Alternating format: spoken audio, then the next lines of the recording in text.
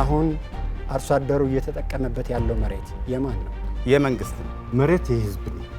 የግል የመንግስትና የወል እናደርገዋለን። የጋራ ሀብት ነው።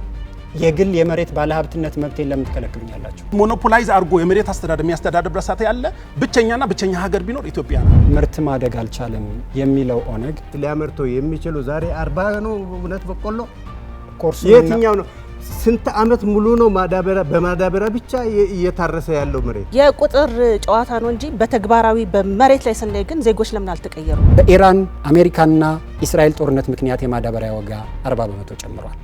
በሜትሪክ ቶን $8500 የነበረው ወደ $800 ከፍ ብሏል። ለዚህ ችግር ያላችሁ መፍትሄ እና ኢትዮጵያን ከግብርና ግብዓቶች ጥገኝነት ለማላቀቅ መንግስት ብትሆኑ ምንድነው ያላችሁ ፖሊሲና?